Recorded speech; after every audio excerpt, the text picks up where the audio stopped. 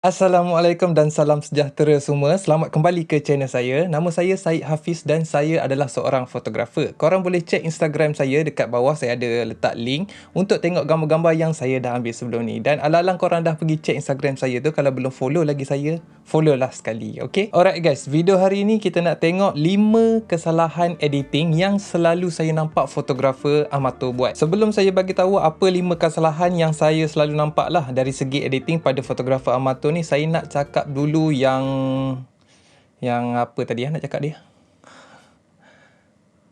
Cakap apa dia? Sekejap, fikir sekejap. Lupa. Yang saya nak cakap adalah 5 kesalahan ni memang selalu kita nampak fotografer amatur buat, yang saya selalu nampak lah kan. Tapi tak semestinya jika gambar korang ada ciri-ciri 5 kesalahan ni bermaksud gambar korang tu tak cantik ataupun buruk. Okay? Video ni bukan saya nak kritik ataupun saya nak condemn fotografer yang buat 5 kesalahan ni, tapi lebih kepada nak bagi cakap macam nasihat lah kan, nak perbetulkan apa yang saya rasa boleh dibetulkan untuk kita tambah baik kita punya gambar tu dari segi editing. Okey, saya bukan nak jatuhkan mana-mana fotografer yang profesional ataupun yang amatur, tapi saya lebih kepada nak tolonglah nak bagi tahu apa yang patut kita buat, apa yang saya rasa tak patut kita buat lah. Okey, saya cuma nak tolong dekat sini, bukan nak jatuhkan mana-mana fotografer. Dan juga ini hanyalah pendapat saya sahaja, okey, berdasarkan pengalaman dan juga ilmu-ilmu yang saya dah belajar sepanjang kerjaya saya sebagai seorang fotografer. Kalau korang nak bersetuju dengan apa yang saya cakap ni, korang boleh setuju. Kalau korang tak setuju dengan apa yang saya cakap ni, terpulang kepada korang. Okey, ambil mana yang korang nak. Kalau yang rasa tak betul tu, jangan pakai. Okey, kita pakai apa yang kita rasa betul saja. Okey, so jangan terasalah kalau ada gambar korang ni yang tergolong dalam ciri-ciri kesalahan yang saya nak bagi tahu hari ni. Okey, kita sama-sama cuba untuk improvekan kita punya fotografi. Saya pun masih lagi perlu belajar dengan banyak lah. Saya bukannya master pun dalam fotografi ni, tapi apa yang saya ada ni saya cuba nak sampaikan dekat korang, cuba nak tolong supaya kita sama-sama naik dalam fotografi ni, sama-sama boleh hasilkan karya yang lebih berkualiti tinggi. Alright, kita pergi kepada kesalahan yang pertama lah, yang basic, yang selalu saya nampak orang buat salah, iaitu cropping, ataupun lebih spesifik lagi, tidak membuat cropping. Apa yang saya selalu nampak pada gambar-gambar, terutama pada fotografer yang amatur, mereka tidak membuat cropping. Alamak, bunyi katak lah pula. Nak cakap hujan pun tak kan? Ya, saya tahu kalau kita tak buat cropping tu sebenarnya lagi bagus. Sebab cara yang paling bagus sekali, yang paling baik sekali adalah kita ambil gambar secara dengan sempurna, tanpa perlu kita membuat sebarang cropping dalam post processing kita, untuk kita kekalkan kita punya resolusi gambar pada tahap yang paling tinggi. Tapi bukan setiap masa bila kita keluar pergi ambil gambar tu, kita boleh dapatkan gambar yang sempurna. Sebagai contohnya dari segi komposisi kita kan. Memang kerap lah kita akan alami, ataupun korang akan alami situasi di mana kita tak boleh nak elak lah perkara-perkara yang mengganggu gambar kita sewaktu kita mengambil gambar. Contohnya waktu kita nak ambil gambar, tanah tu tak rata, so gambar tu akan jadi sengit sikit kan, sebab kita tak alert waktu kita ambil gambar tu, ataupun memang kita tak boleh nak elak lah untuk dapatkan gambar yang lurus. Ataupun gangguan-gangguan lain, macam ada pokok menjala dekat ujung frame gambar ke kan, ataupun ada tiang ke, kabel elektrik ke kan dekat gambar kita yang kita tak dapat nak elak. Ataupun waktu kita nak ambil gambar tu, tiba-tiba ada orang tengah selfie dalam kita punya frame kan. So selalulah terjadi situasi-situasi yang memang tak dapat nak dielakkan. Mungkin ada certain situasi tu kita boleh elak lah, macam orang tengah selfie tu kan, kita boleh lah beritahu, bang, akak, boleh tak selfie cepat-cepat sikit, ataupun selfie kat tempat lain ke, sebab saya nak ambil gambar dekat sini kan, sebagai contohnya. Tapi kebanyakannya tak boleh nak elak lah, macam saya cakap tadi lah, tiang elektrik ke apa semua tu kan. So apa yang kita perlu buat adalah kita perlu buang perkara-perkara tersebut, adjust perkara-perkara tersebut, untuk membuatkan gambar kita tu jadi lebih cantik dari segi dia punya komposisi. So untuk kita nak adjust gambar kita tu, untuk nak buat pembetulan pada gambar kita tu, kita boleh gunalah cropping tool ni untuk kita capai apa yang kita nak, untuk kita buang segala jenis gangguan, ataupun untuk kita adjust gambar yang sengit. Okay, sebagai contoh lah kan. Okay, kalau gambar yang cakap apa, gambar yang sengit tu, kita bolehlah guna crop tool tu untuk kita luruskan balik dia punya garisan horizontal tu kan. Tahu garisan yang melentang tu kan. Kalau kita ambil gambar garisan tu sengit, kita kena betulkanlah balik. Okey, yang ni penting lah untuk korang yang sokong teori flat earth. Okey, kalau bumi ni betul-betul rata, line horizontal tu mestilah cakap apa, lurus. Okey, so kalau korang pengikut teori flat earth, pastikan garisan horizontal tu lurus. Kalau korang tak setuju dengan teori flat earth, korang kena pastikan garisan horizontal tu pun lurus juga. Sebab bumi ni luas kan, walaupun dia bukan flat tapi dia luas, so kita akan nampak benda tu lurus. Okay, so pastikan gambar korang kalau sengit, luruskan dia punya garisan horizontal tu. Kemudian crop ataupun buang apa-apa gangguan yang ada dalam gambar korang. Okay, sebagai contoh dalam video ni saya ada dengan sengajanya membuatkan gambar video ni ada sedikit gangguan dah. Okay, kalau korang tak nampak, saya akan tunjuk. Korang boleh nampak tak? Ada macam tali kipas sikit je hujung frame tu. Okay, tali kipas tu dia agak mengganggu dalam framing video saya ni. So saya akan crop sikit gambar ni untuk buang gangguan tu. Okay, itu sebagai contohnya. So jangan takutlah untuk kita crop gambar kita ni. Resolusi tu memanglah dia akan berkurang sedikit, tapi lebih bagus kalau kita buang segala jenis gangguan yang ada dalam gambar kita, ataupun kita luruskan gambar kita daripada kita kekalkan resolusi yang paling tinggi. Okay, sebab walaupun kita kekalkan resolusi gambar kita tu pada yang paling tinggi sekali, tetapi dalam gambar kita tu ada gangguan, dia akan menyebabkan gambar kita tu jadi nampak tak profesional, nampak tak kemas. So buang benda tu, biarlah kita lose ataupun kita hilang sedikit resolusi pun tak apa. Okay, so jangan takut untuk crop gambar. Alright, itu adalah perkara yang pertama sekali, iaitu tidak cropping gambar. Kita pergi kepada kesalahan yang kedua pula, iaitu cloning. Okay, cloning ni dia lebih kurang je dia punya tujuan dia dengan cropping tadi. Sebab kita buat cloning ni untuk kita buang perkara-perkara yang mengganggu, yang tidak support dari segi komposisi gambar kita. So kita buat cloning ni lah untuk kita buang perkara-perkara yang mengganggu dalam gambar kita. Dalam video ni saya tak boleh lah nak buat cloning tali kipas tu kan, sebab untuk buat cloning dalam videografi ni, dalam software video editing ni agak sukar sikit lah. Walaupun video ni still sebenarnya boleh nak buat, tapi malas lah. Saya just biarkan tali tu ada kat situ untuk demo je.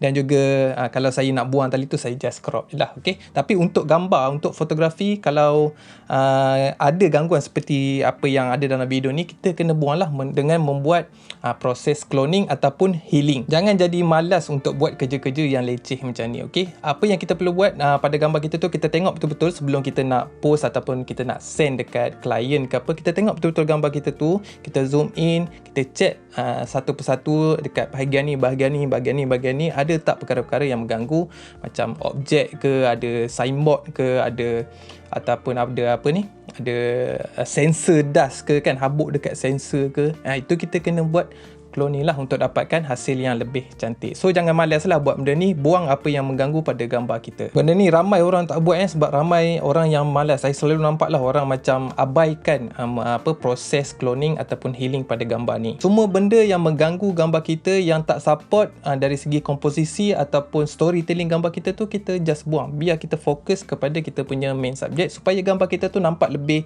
kemas, lebih profesional. Alright, itu yang nombor 2 kesalahan yang saya selalu nampak. Next, yang ketiga adalah nilai saturation dan juga kontras yang terlalu tinggi. Yang ni memang banyak saya nampak. Ini dah macam cakap normal. Saya pun dulu-dulu kerap juga buat kesilapan ni.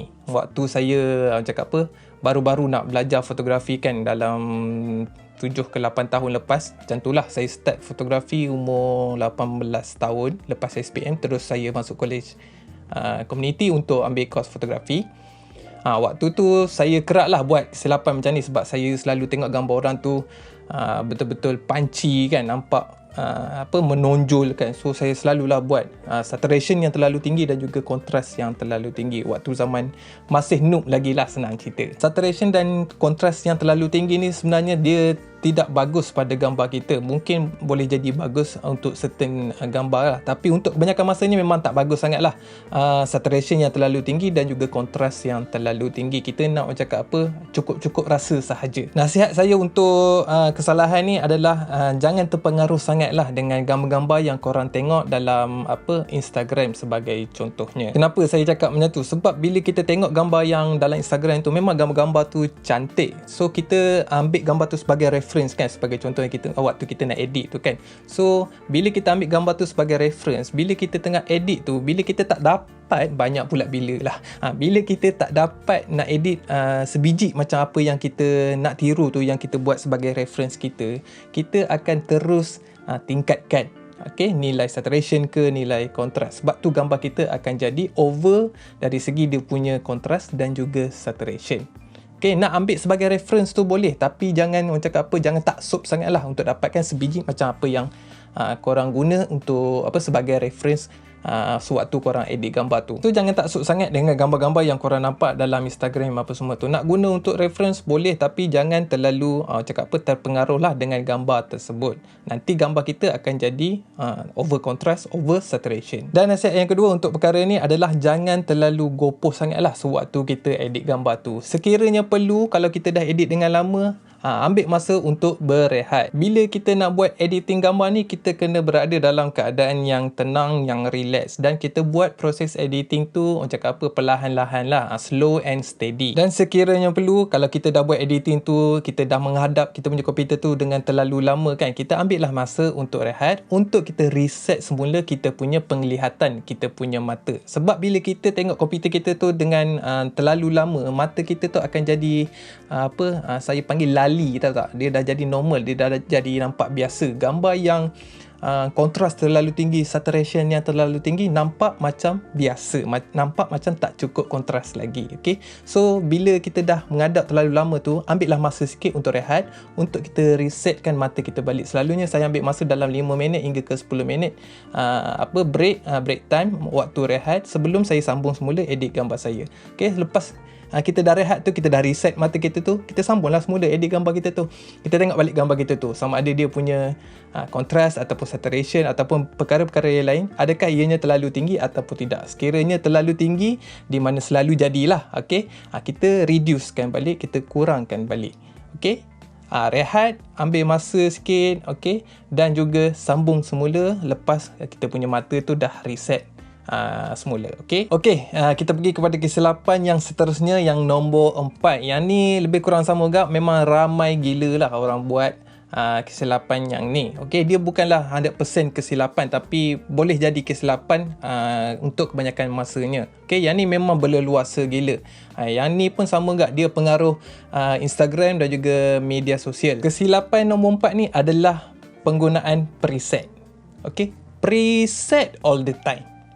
Semua jenis gambar preset. Yang ni memang kerap lah saya nampak orang buat. Dan untuk bab preset ni, saya tak nak cakap panjang sangat lah dalam video ni, sebab saya nak buat video yang khas tentang keburukan penggunaan preset sepanjang masa, setiap masa. Keburukan penggunaan preset setiap masa tu, saya nak buat video yang khas untuk bab tu.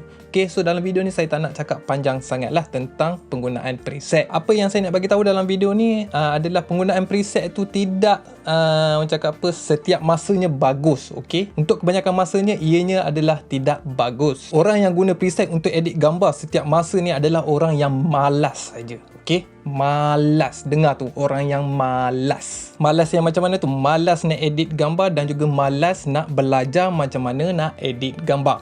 Untuk video ni setakat tu je lah saya nak cakap tentang preset, sebab saya akan buat video yang khas di mana saya terangkan kenapa penggunaan preset sepanjang masa, setiap masa tu adalah tidak bagus. Ianya akan membuatkan korang tidak improve dalam fotografi dari segi skill editing. So preset all the time ni tidak bagus, tapi dia adalah kebaikan dia preset ni, di mana saya akan terangkan lah nanti di dalam video yang khas untuk topik preset. Yang seterusnya, yang terakhir, nombor 5 kesilapan yang saya selalu nampak fotografer amatur buat adalah over editing. Yang ni pun sama juga normal lah kita nampak dalam dunia fotografi, terutama sekali pada fotografer yang baru nak belajar ilmu fotografi. Kesilapan yang saya selalu nampak dalam over editing ni adalah semua benda dia tambah pada gambar dia. Semua benda dia buat.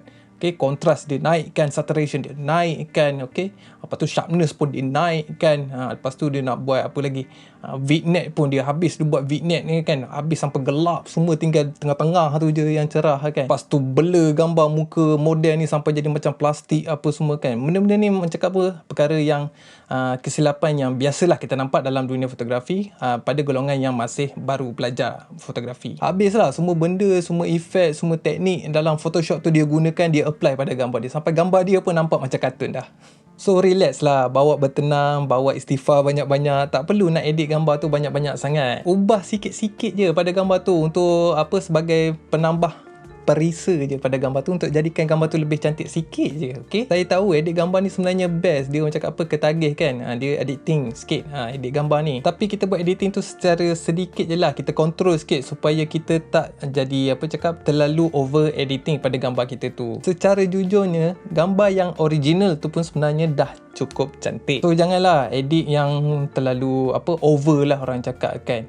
Sayang lah gambar yang original yang dah lawa tu, bila korang buat edit, lepas tu edit lagi, tambah lagi efek ni, tambah lagi efek tu, sampai jadi over editing, gambar yang asal cantik jadi kurang cantik ataupun jadi memang tak cantik terus. So jangan buat over editing. Nak buat over editing sikit-sikit tu tak ada masalah bagi saya, sebab saya pun kadang-kadang saya buat gambar saya tu dengan sengajanya jadi nampak over editing sedikit. Tapi janganlah terlalu banyak sangat editing tu sampai memang ubah rupa asal gambar yang kita ambil tu. Alright, itu saja daripada saya untuk video hari ini berkenaan dengan 5 kesilapan yang sering dibuat oleh fotografer amatur. Sebelum saya tamatkan video hari ni, saya sekali lagi nak inform korang, nak bagi tahu korang, apa yang saya cakap dalam video ni hanyalah pendapat saya sahaja. Okey, sekiranya korang setuju, korang boleh guna pakailah. Sekiranya korang tak bersetuju dengan apa yang saya bagi tahu ni, korang boleh abaikan. Tapi untuk kesilapan yang nombor 4 tentang preset tu kan, saya cakap preset ni tak bagus tu, korang jangan abaikan lagi benda tu. Okey, walaupun korang rasa tak setuju lagi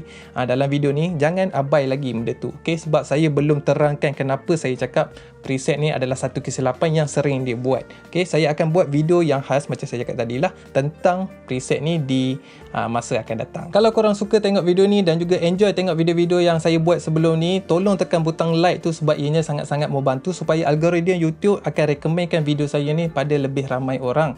Dan juga jangan lupa tekan butang subscribe tu sekiranya korang belum lagi subscribe pada channel saya. Okay, see you next time. Assalamualaikum. Perkara ni pun sama juga, dia memang berleluasa. Ini pengaruh Instagram, pengaruh media sosial. Media sosial lah gambar.